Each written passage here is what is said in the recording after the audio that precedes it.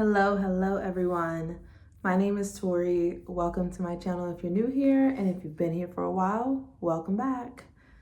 So today's video is going to be really different than some of the other videos I've made, just a different style. I'm about to give y'all a real, raw, and unfiltered version of myself and of my journey. And that means I do not intend to edit this video. I'm just gonna talk and hopefully that works. So just a heads up on that. And I really wanna use this opportunity as a journal or a diary, some way to release all of the things that I've been thinking and feeling and maybe not had the opportunity to kind of speak about and to voice. And that's my journey of grief. And I call it a journey because it is really a journey. Y'all, I am sitting on the floor in my office. I've got a little sticky note trying to keep myself on the agenda or on the right path, so that I'm not running astray and going off on tangents. But I just want to use this as an opportunity to give you all a life update, and also just get real with y'all about the things I've been dealing with. So without any further ado, what have I been grieving? Y'all. I mean, there's the real tangible things of grief, such as losing family members. In 2021, my grandmother passed away. I had to see her lifeless body laying on the ground and see my family's reaction to losing such an important person in our life, especially on my dad. He took it really hard. I almost saw the life leave him as well as his mom passed away. And I watched him continue to battle with addiction for about a year after my grandma passed, a little over a year, almost 2 years. And battle with drinking and trying to be sober and dealing with loss. I've never seen him that way before. And in October of 2022, he also passed away to alcoholism. And I made a video about that. I'm sorry, I'm crying already. But I made a video about that. I kind of talked about my experience of him being an alcoholic for a majority of my life and how that affected me and how I've stopped drinking as a result of it.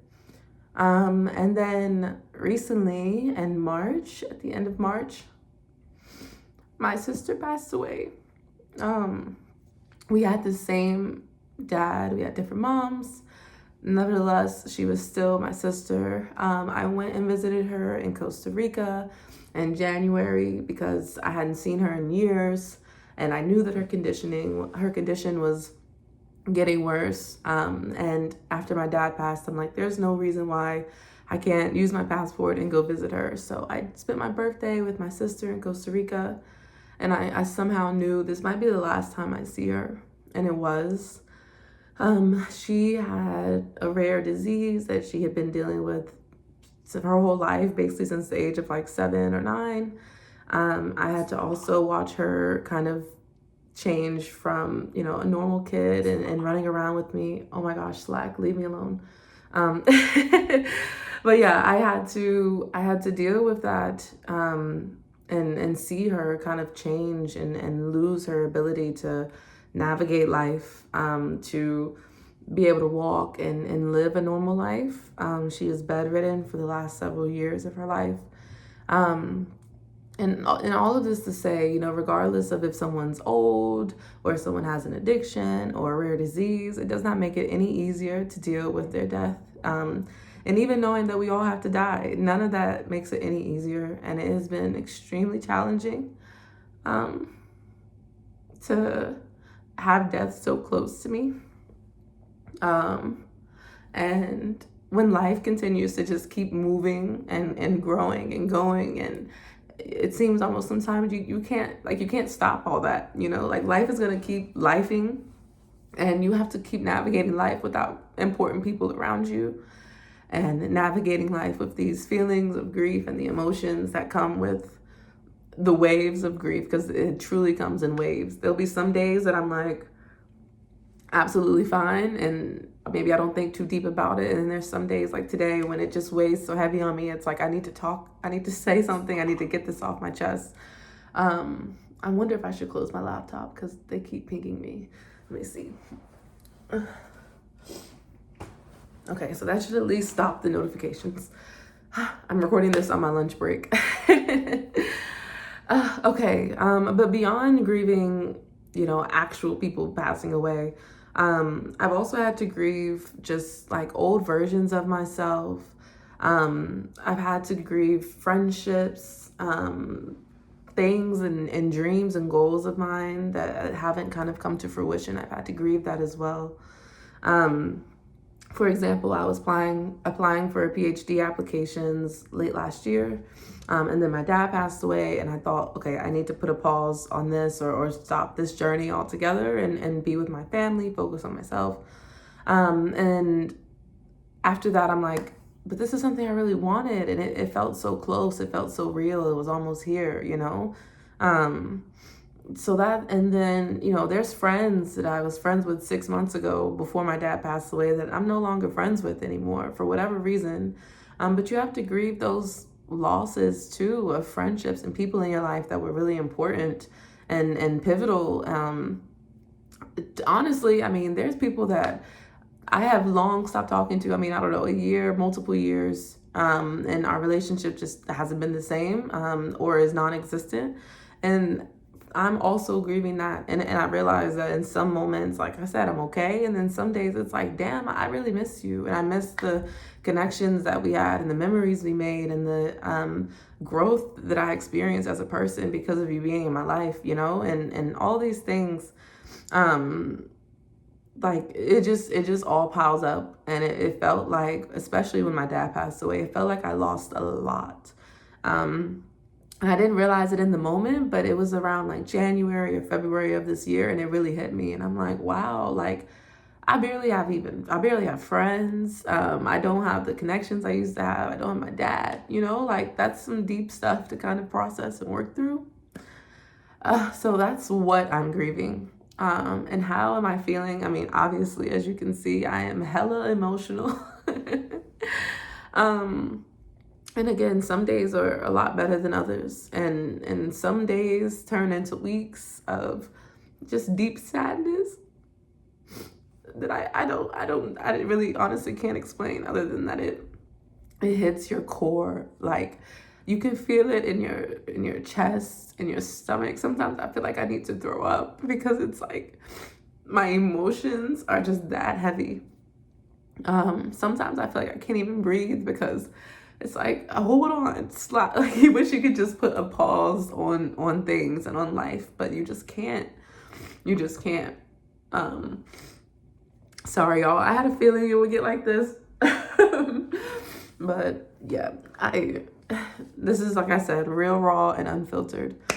But yeah, I mean, my feelings, like I really just can't describe it any other than that. I mean, sometimes it feels gut-wrenching, and sometimes there's some happy days where I'm like extremely grateful for those people and connections and the bond that I built with my father and my sister and my grandma, and grateful for, the opportunity to live another day, because obviously people don't have that opportunity. So yeah, I mean, it is a wave of emotions. And when my dad passed away, someone gave me some really beautiful advice that grief comes in waves. And the best way for us to cope with that is to ride the waves and don't try to fight the waves. Imagine an entire ocean's coming towards you and you're trying to stop that. You just can't. You just have to ride it. And this is me riding the wave, y'all, and sharing that experience. Last but not least, how am I coping?